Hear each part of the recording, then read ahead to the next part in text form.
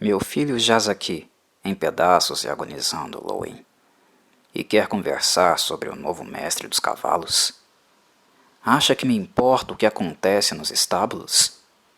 Acha que isso tem alguma importância para mim? De bom grado mataria com as minhas próprias mãos os cavalos de Winterfell, um a um, se isso fizesse com que os olhos de Bran se abrissem. Compreende isso? Compreende? Catelyn Stark, A Guerra dos Tronos. Os fora da lei afastaram-se quando ela avançou, sem dizer palavra. Quando abaixou o capuz, algo se apertou no peito de Meret, e por um momento não conseguiu respirar. Não, não, eu a vi morrer. Ela esteve morta durante um dia e uma noite antes de despirem-na e atirarem seu corpo no rio. Raymond abriu a garganta dela de orelha a orelha.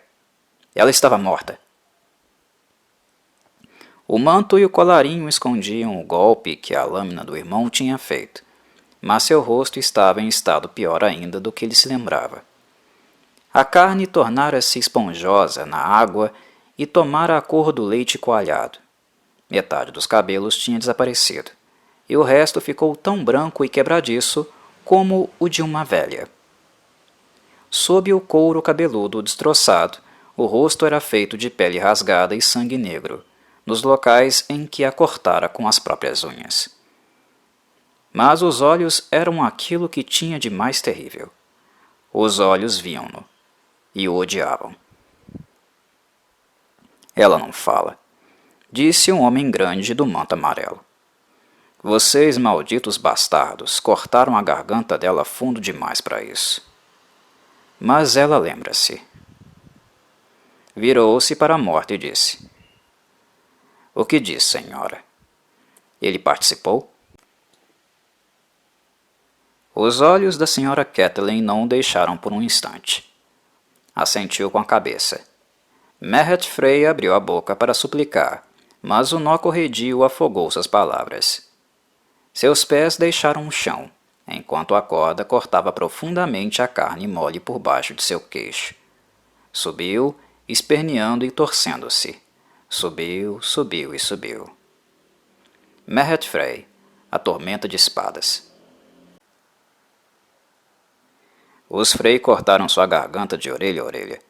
Quando a encontramos à beira do rio, ela estava morta fazia 3 dias. Harvey me pediu para lhe dar o beijo da vida, mas tinha se passado muito tempo. Eu não faria isso. Então Lord Beric colocou seus lábios nos dela em vez disso, e a chama da vida passou dele para ela. E ela se levantou. Que o Senhor da Luz nos proteja. Ela se levantou. Thoros de Myr, o festim dos corvos. Olá, meus caros. Aqui é o Corvo. E pela primeira vez no canal abordo a obra As Crônicas de Gelo e Fogo, visto que recentemente uma inscrita demonstrou interesse nos comentários. A razão para nunca ter abordado as crônicas de George Martin no canal nunca foram técnicas, visto que eu considero a obra de muito bom nível. O motivo sempre foi o apelo. É algo que eu de fato nunca verifiquei, mas creio que as Crônicas de Gelo e Fogo certamente possuem muitos produtores de conteúdo no YouTube, visto os longos anos de crescente popularidade que elas ganharam em virtude do sucesso de crítica alcançado pela série de TV.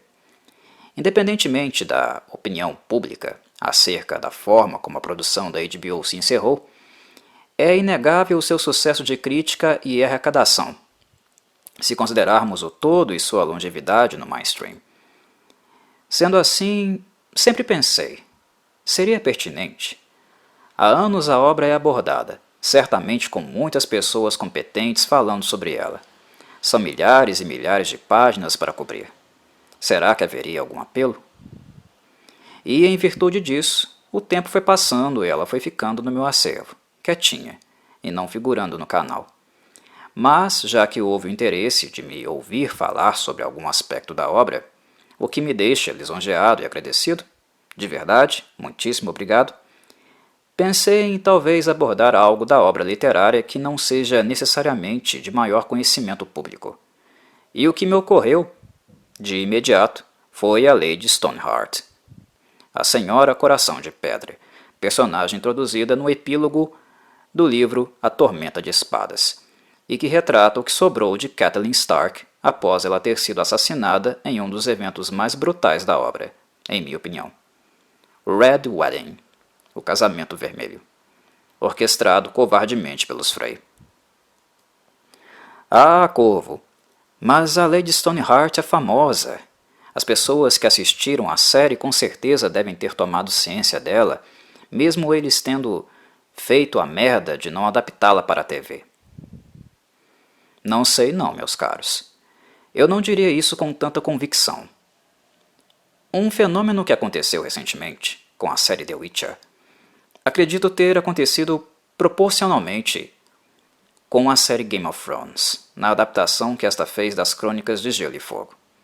Por serem produções de TV e direcionadas a um público maior, não necessariamente inclinado ao comportamento literário, algo bastante comum nos tempos de hoje que vivemos, de muita opinião e sem muita leitura.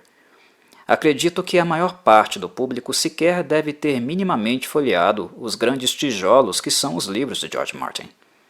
Creio que a grande maioria deve acreditar que Game of Thrones é uma representação muito compatível das Crônicas de Gelo e Fogo, algo que é bastante equivocado. Com The Witcher, a obra de Andrei Sapkowski, tem acontecido o mesmo.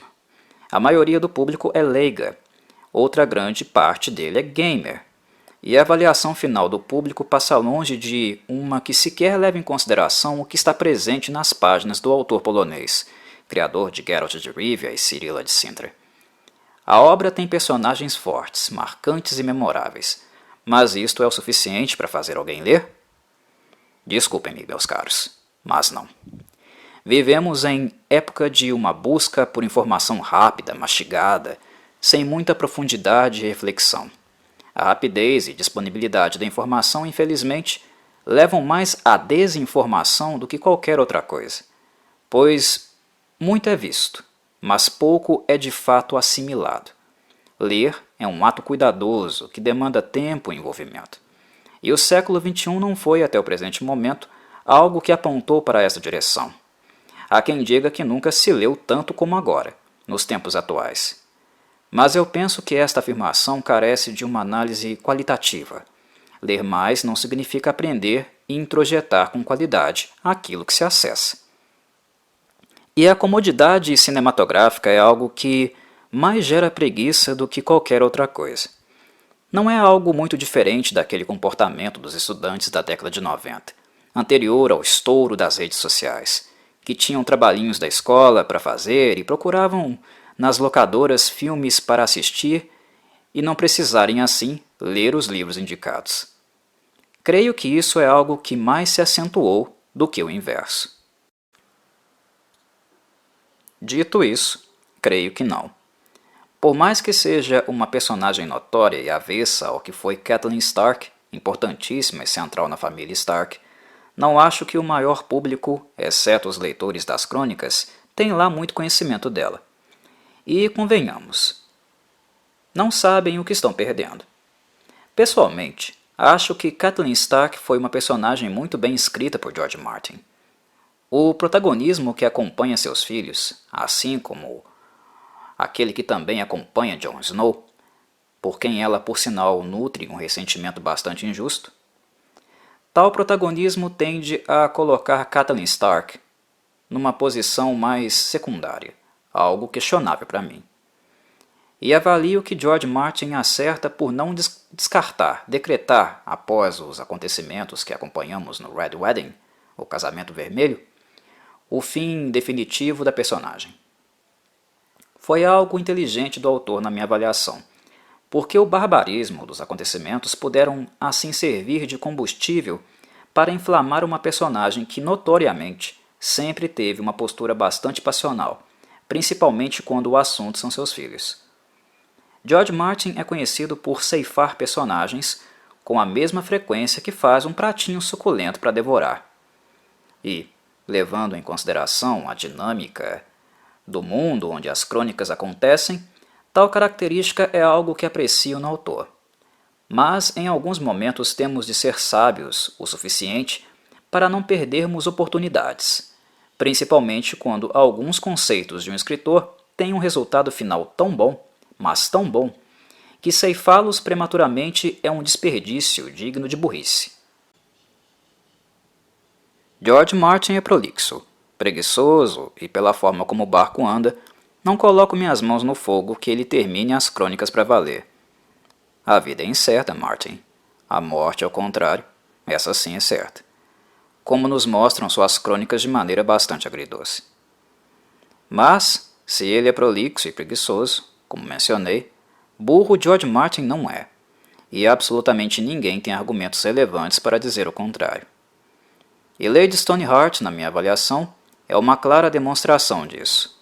Ele continua trucidando seus personagens e seguindo a coerência assassina do seu mundo conspiratório, repleto de motins, traições e corrupção. Catelyn Stark tem um encontro íntimo com a morte no Casamento Vermelho. Mas quem morre é Catelyn, não o seu conceito e as possibilidades de ampliá-lo na obra. E o nascimento de Lady Stoneheart, da sua carcaça gelada, úmida e putrefata pela longa permanência nas águas fluviais, o conceito sobrevive e continua se expandindo de modo a ressaltar, a acentuar, os efeitos colaterais do Casamento Vermelho no que restou de Catelyn Stark, agora Lady Stoneheart. Há a manutenção de elementos psicológicos da antiga Catelyn, mas agora distorcidos pelo trauma, o impacto causado pela arquitetura do Casamento Vermelho.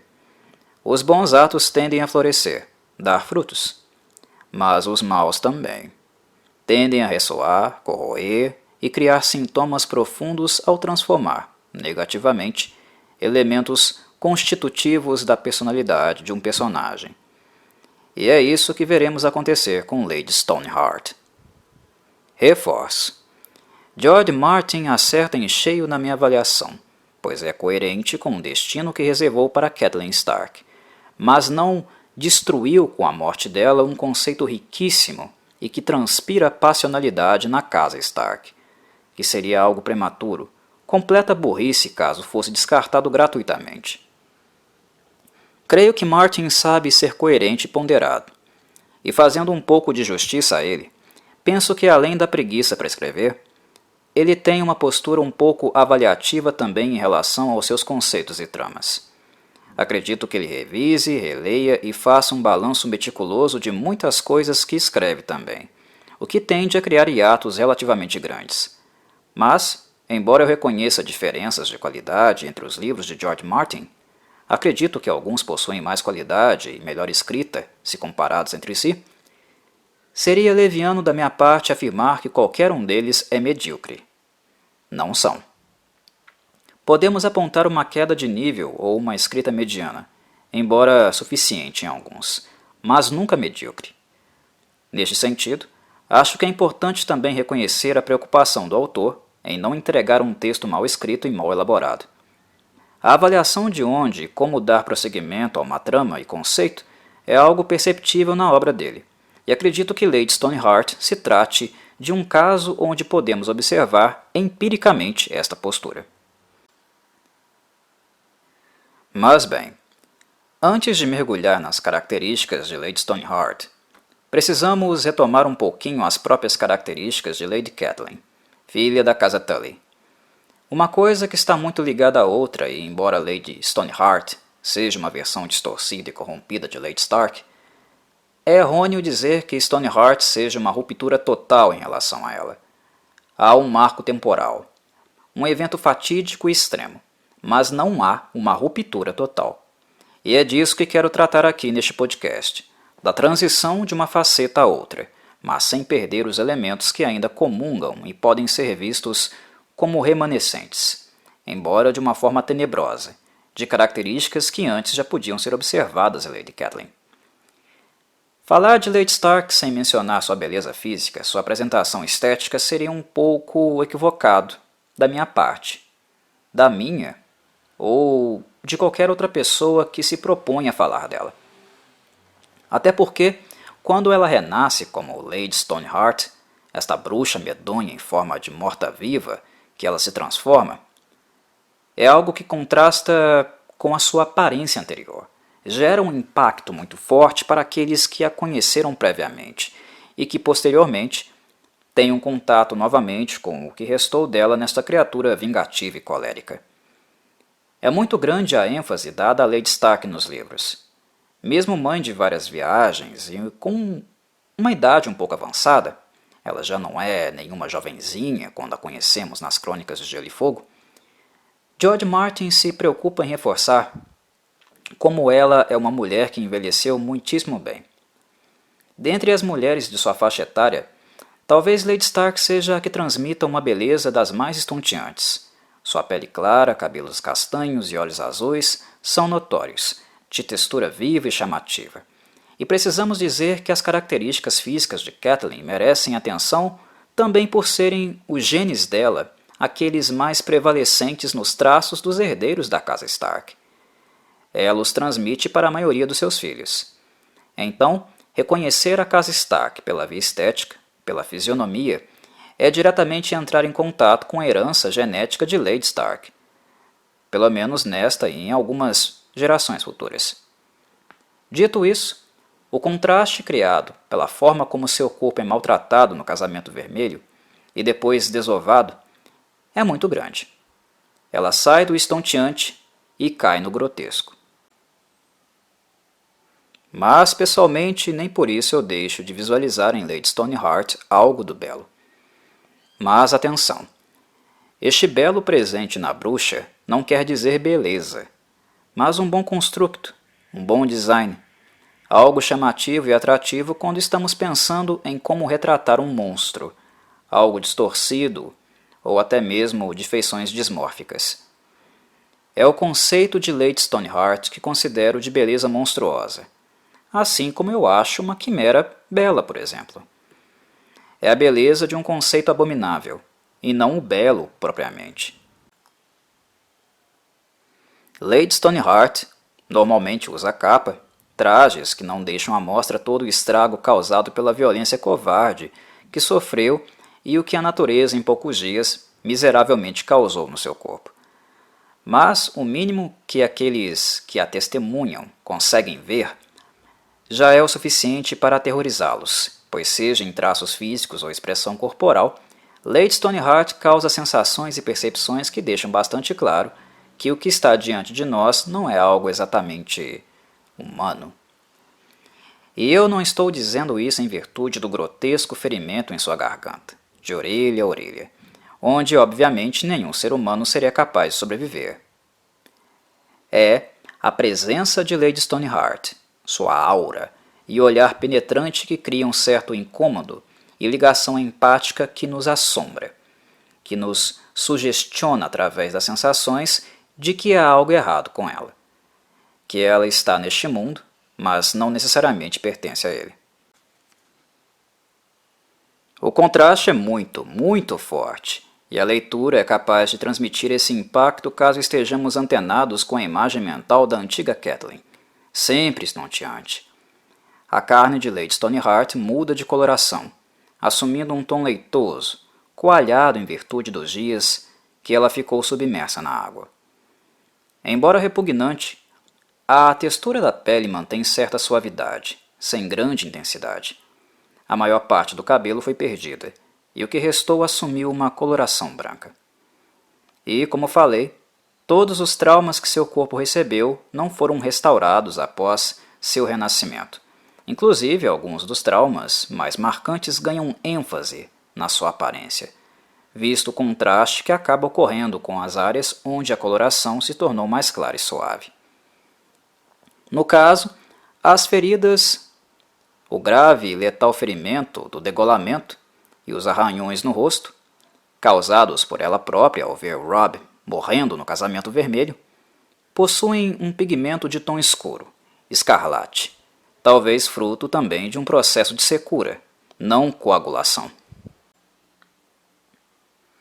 Uma de suas alcunhas, a Irmã Silenciosa, advém do fato de que ela não pode mais falar em virtude da gravidade do ferimento do pescoço, que destroçou sua laringe e cordas vocais. Tecnicamente, Lady Stoneheart ainda pode falar, e nos raros momentos que ela demonstra um mínimo interesse de fazê-lo, ela necessita cobrir o ferimento na garganta. Mesmo assim, o som que é expelido pela cavidade vocal é dificilmente discernível, complicado de interpretar, o que para ela não se configura necessariamente em um problema. Lady Stoneheart não está nem um pouco interessada em diplomacia, em convencimento, em socialização ou ouvir a justificativa daqueles que deseja punir. Ela não quer debater ou contemporizar. Somente agir e agir de forma rápida, e não misericordiosa. Matar todos aqueles que tiveram qualquer tipo de relação com a traição e a morte resultante de seu filho Robb e dela mesma é a única motivação, e passou a ser a razão de sua própria existência. E este é outro detalhe importante e contrastante na comparação que fazemos entre Lady Stoneheart e Lady Stark. Catelyn sempre foi uma mulher de palavras, e palavras repletas de eloquência, paixão. Os ensinamentos que ela recebeu de sua casa original, a Casa Tully, onde os princípios dela giram em torno da família, dever e honra, sempre foram defendidos verbalmente por Lady Stark, ensinados aos seus filhos. Era um dos legados que ela queria deixar para Robb, Rickon, Bran, Sansa e Arya. E ela fazia muito uso verbal para explicar e ensinar os seus filhos. E ela era conhecida publicamente também pelo orgulho com que falava e respeitava tais princípios. Após sua morte, Lady Stoneheart não perdeu esta eloquência e paixão, e sim transferiu, mudou esta passionalidade de lugar. A energia e a intensidade ainda estão na personagem, foram mantidas, mas ao mesmo tempo ela foi convertida e redirecionada. Se anteriormente Catelyn Stark possuía grande eloquência com as palavras, agora ela possui grande eloquência em ações não verbais. Se anteriormente ela batia de frente com os opositores, humilhando-os e expondo seus desvios de caráter, agora ela bate com a mesma força, mas com a corda e a forca, asfixiando-os e assistindo o último resquício de vida abandonar seus corpos se debatendo. Uma marca característica clara de Lady Stark era sua astúcia, e com Lady Stoneheart ela também não se perdeu.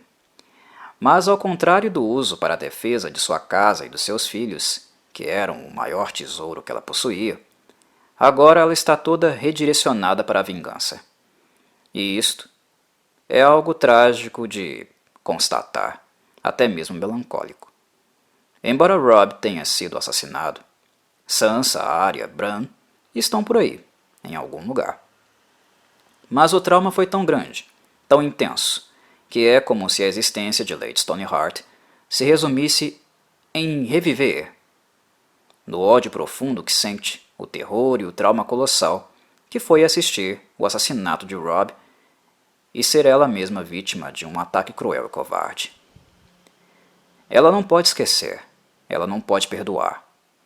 E não avalio como uma questão de vontade, como se eu estivesse colocando nela tal obrigatoriedade.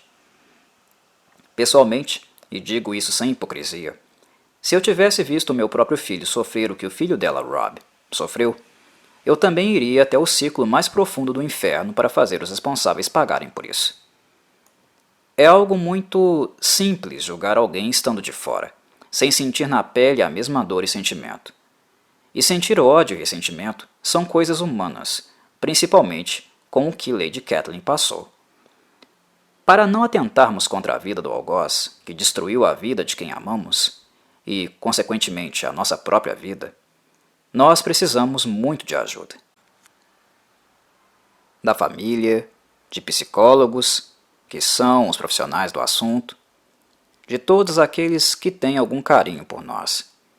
As feridas jamais se fecharão completamente, mas esta ajuda é aquilo que precisamos para seguir em frente e não cair em desgraça, não nos perdermos na extrema covardia e crueldade de que fomos alvos. Lady Stoneheart não tem mais isso.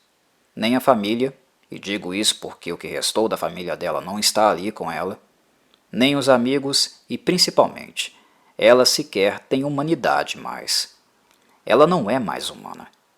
O que habita por baixo da carcaça que restou de Lady Stark é a repetição, um reviver contínuo das cenas mais horríveis de sua existência, que permanecem em um looping eterno, corrompendo a sua alma. Este é o combustível do seu ódio e desejo de vingança. Ela não tem mais a capacidade de parar. Não é um elemento que pertence mais à sua constituição. E aqueles responsáveis por seu renascimento, no caso a Irmandade Sem Bandeiras e Lord Beric Dondarrion, que sacrificou sua própria vida no processo, eles não estão nem um pouco inclinados a impedir que ela obtenha a vingança que deseja. Em se tratando das Crônicas de Gelo e Fogo, digamos que já é tarde demais para qualquer redenção quando o assunto é Lady Stoneheart. George Martin não é o tipo de autor que pega leve ou floreia solos inférteis, e no solo de Lady Stoneheart já não cresce nem erva daninha. Algo relevante de mencionar é sobre o tipo de energia e retribuição violenta que é capaz de emanar de Catelyn Stark quando o assunto é seus filhos. Há pessoas que consideram a cólera de Lady Stoneheart como algo unicamente desta versão macabra dela, como se fosse algo que se originasse nela e que não fosse uma continuidade de Lady Stark. Bem, eu considero esta avaliação errônea. Não estou dizendo de forma alguma que o ódio de Lady Stoneheart e Lady Stark sejam proporcionais. Não, não se trata disso.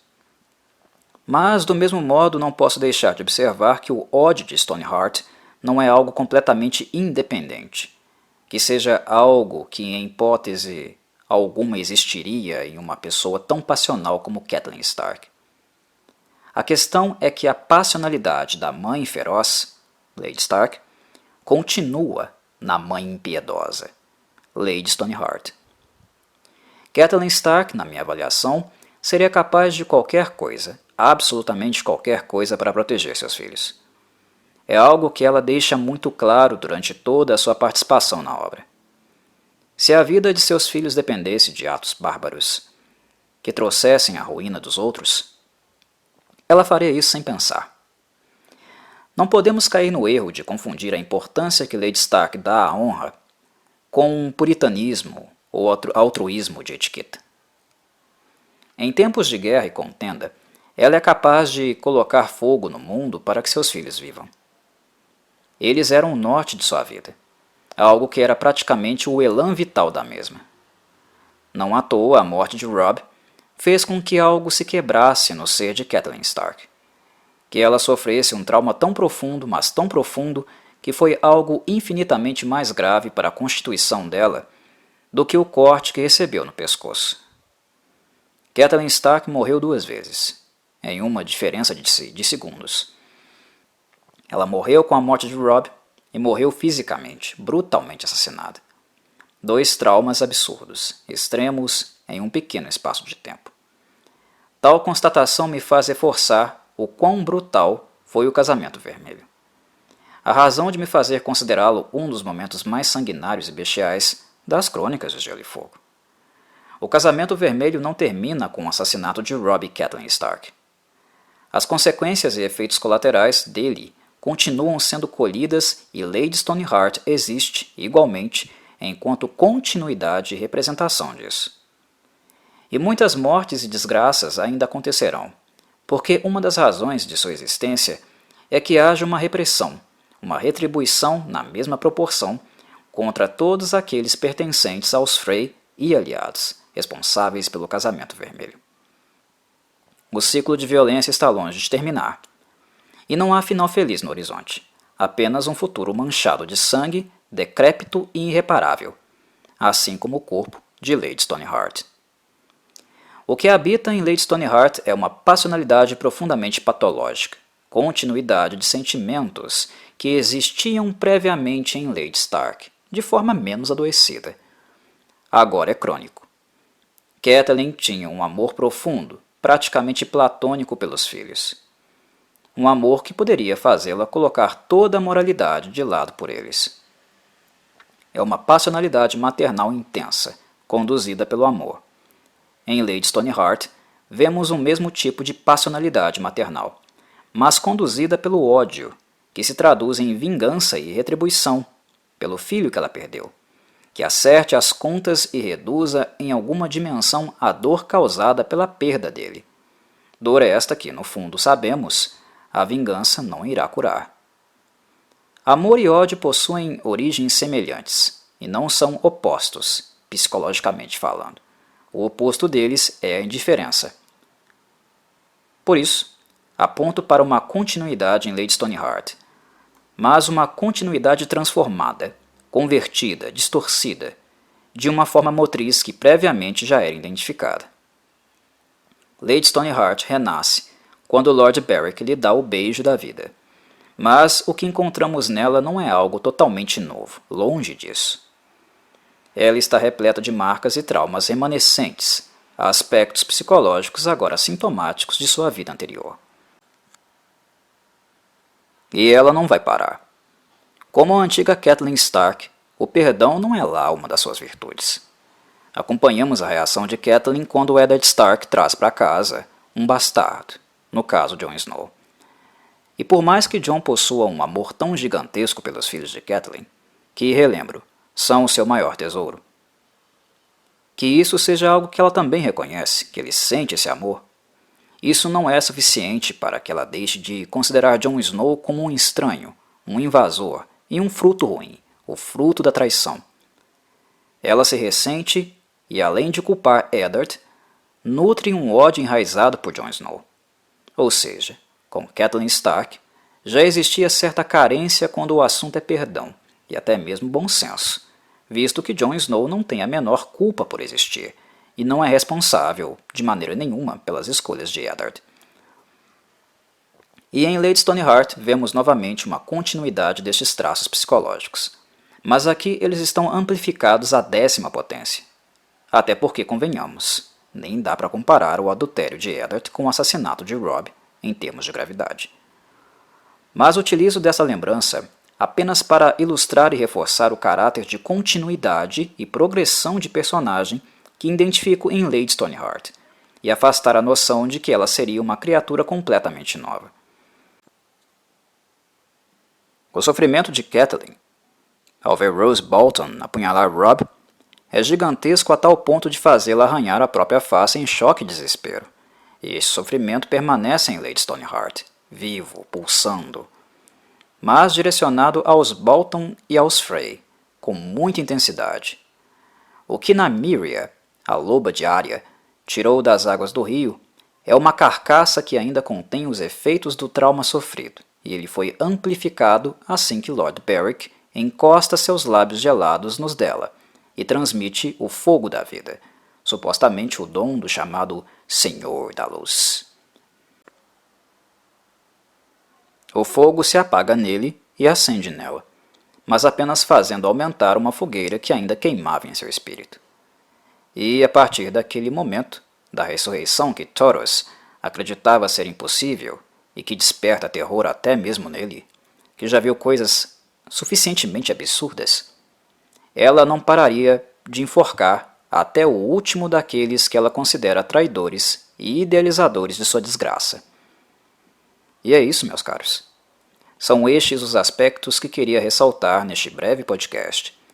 Revisitar com aqueles que conhecem de perto e apresentar, para aqueles que não tiveram oportunidade ou curiosidade, Lady Stoneheart, que nada mais é do que as reminiscências distorcidas do que sobrou da antiga Catelyn Stark, agora nutrida por um ódio profundo e desejo de vingança insaciável até que o último carrasco do casamento vermelho encontre uma morte que para ela seja satisfatória. Um corpo morto-vivo incapaz de descansar, física ou espiritualmente, completamente intransigente, sem meio termo, inflexível, sem um pingo de misericórdia. Criança, adulto ou idoso. Se Lady Stoneheart considerar o sujeito envolvido ou responsável pelo casamento vermelho, todos encontrarão asfixia na forca. Um abraço a todos vocês e até o próximo Papo de Corvo.